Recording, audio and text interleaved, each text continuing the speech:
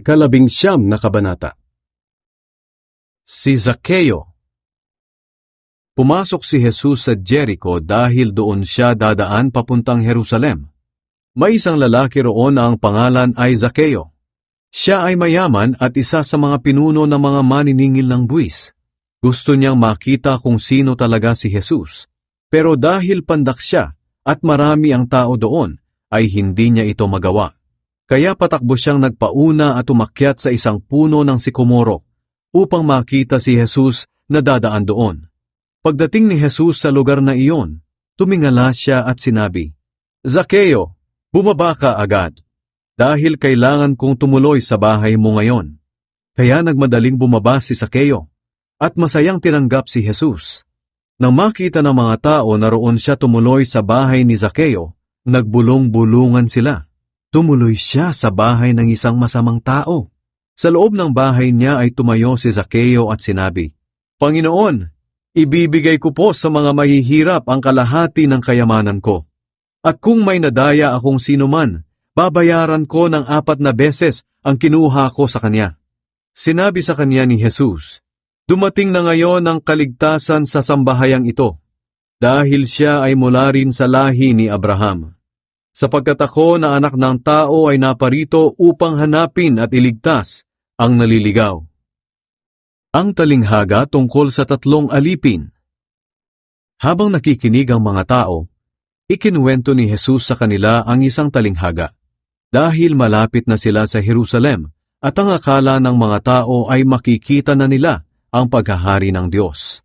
Sinabi ni Jesus, "May isang kilala at mayamang tao na pumunta sa malayong lugar upang tanggapin ang autoridad bilang hari sa kanyang lugar. At pagkatapos nito'y babalik siya agad sa kanyang bayan. Bago siya umalis, tinawag niya ang 10 sa mga alipin niya at binigyan sila ng magkakaparehong halaga ng pera. Pagkatapos sinabi niya sa kanila, 'Gawin ninyo itong puhunan sa negosyo hanggang sa bumalik ako.' Pero ayaw sa kanya ng mga kababayan niya. Kaya pagkaalis niya, nagpadala sila ng mga kinatawan doon sa pupuntahan niya para sabihin sa kinauukulan na ayaw nila na maghari siya sa kanila. Pero ginawa pa rin siyang hari. Nang makauwi na siya sa bayan niya, ipinatawag niya ang 10 alipin na binigyan niya ng puhunan para malaman kung magkano ang tinubo ng bawat isa. Lumapit sa kanya ang una at sinabi, "Ang perang ibinigay niyo sa akin ay tumubo po ng 10. Sinabi ng hari, "Magaling, mabuti kang alipin. At dahil naging tapat ka sa kakaunting ipinagkatiwala sa iyo, pamamahalain kita sa 10 lungsod." Lumapit ang ikalawa at nagsabi, "Ang pera po na ibinigay niyo sa akin ay tumubo ng 5. Sinabi ng hari, "Mamamahala ka sa 5 lungsod." Lumapit ang isa pang alipin at nagsabi, "Ito po ang pera ninyo. Pinalot ko po sa isang panyo dahil natatakot ako sa inyo. Alam ko kasing mabagsik kayo. Kinukuha ninyo ang hindi ninyo pinaghirapan at inaani ninyo ang hindi ninyo itinanim." Sinabi ng hari, "Masamang alipin, hahatulan kita ayon sa sinabi mo.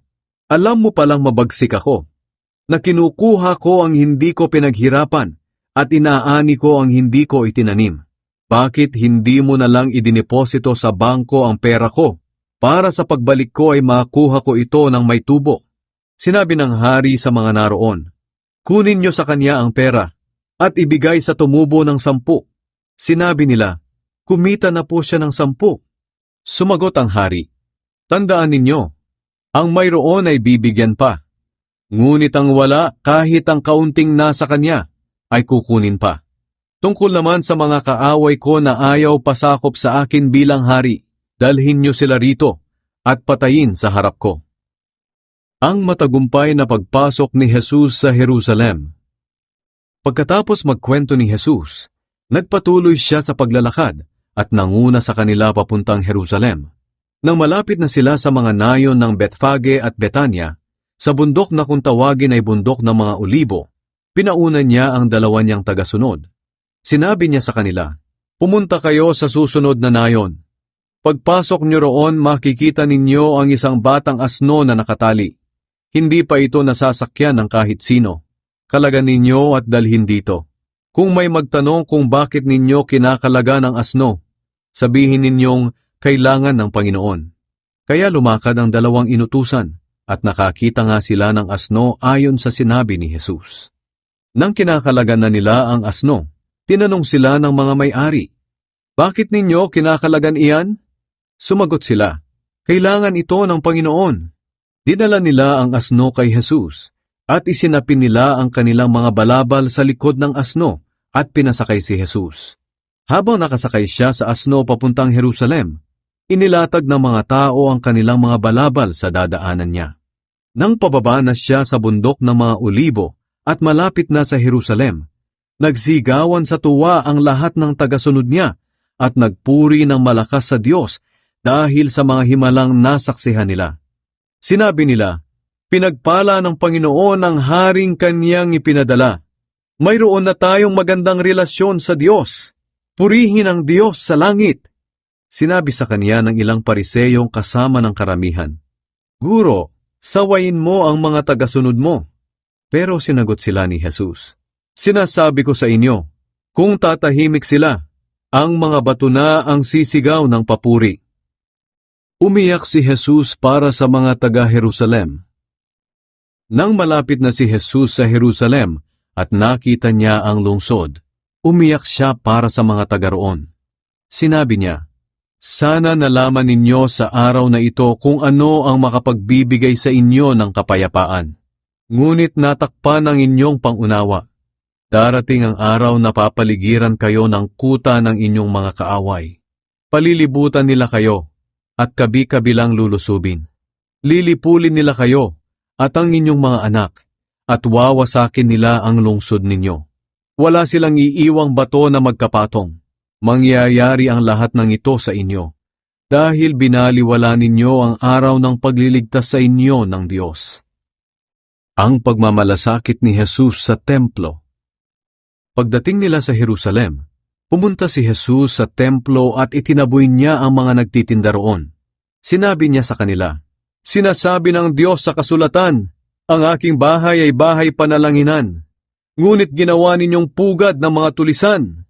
Nagtuturo si Jesus sa templo araw-araw, habang pinagsisikapan naman ng mga namamahalang pari, mga tagapagturo ng kautusan, at ng mga pinuno ng bayan na patayin siya. Pero wala silang makitang paraan upang maisagawa ito, dahil nakikinig ng mabuti ang mga tao sa mga itinuturo niya.